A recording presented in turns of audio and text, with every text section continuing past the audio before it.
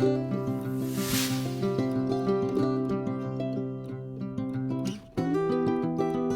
coming out of the Gospel of Genesis.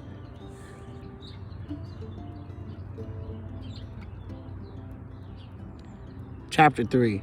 Now the serpent was more subtle than any beast of the field, which the Lord God had made.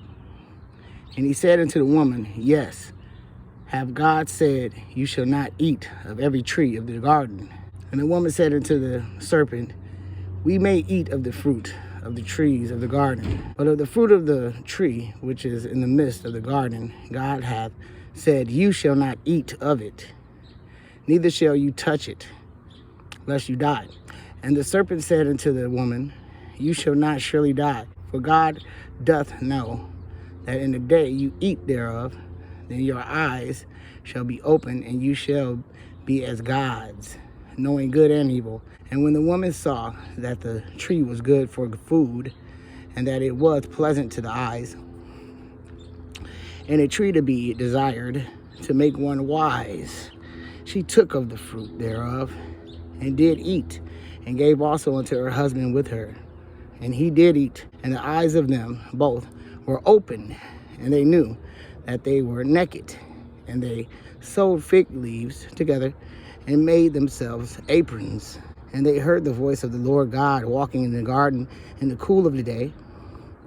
And Adam and his wife hid themselves from the presence of the Lord God amongst the trees of the garden. And the Lord God called unto Adam and said unto him, Where art thou?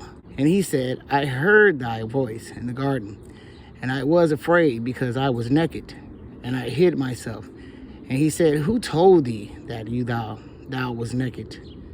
Hast thou eaten of the tree whereof I commanded thee that thou shouldest not eat? And the man said, The woman whom thou gavest to be with me, she gave me of the tree, and I did eat. And the Lord God said unto the woman, What is this that thou hast done? And the woman said, The serpent had beguiled me, and I did eat. And the Lord God said unto the serpent, Because thou hast done this, thou art cursed above all cattle, and above every beast of the field. Upon thy belly shalt thou go, and dust shalt thou eat all the days of thy life. And I will put enmity between thee and the woman, and between thy seed and her seed. And it shall bruise thy head, and thou shalt bruise his heel. And to the woman he said, I will greatly multiply thy sorrow and thy conception and sorrow. Thou shalt bring forth children, and thy desire shall be to thy husband, and he shall rule over thee. And unto Adam he said, Because thou hast hearkened unto the voice of thy wife, and hast eaten of this tree, of which I commanded thee, saying, Thou shalt not eat of it, cursed is the ground for thy sake, and sorrow shalt thou eat of it all the days of thy life. Thorns also and thistles shall it bring forth to thee, and thou shalt eat the herb of the field. And the sweat of thy face shalt thou eat bread, till thou return it unto the ground. For out of it wast thou taken, for dust thou art, and unto dust shalt thou return. And Adam called his wife's name Eve, because she was the mother of all living. Unto Adam also and to his wife did the Lord God make coats of skins, and clothed them. And the Lord God said, Behold, the man is become as one of us, to know good and evil.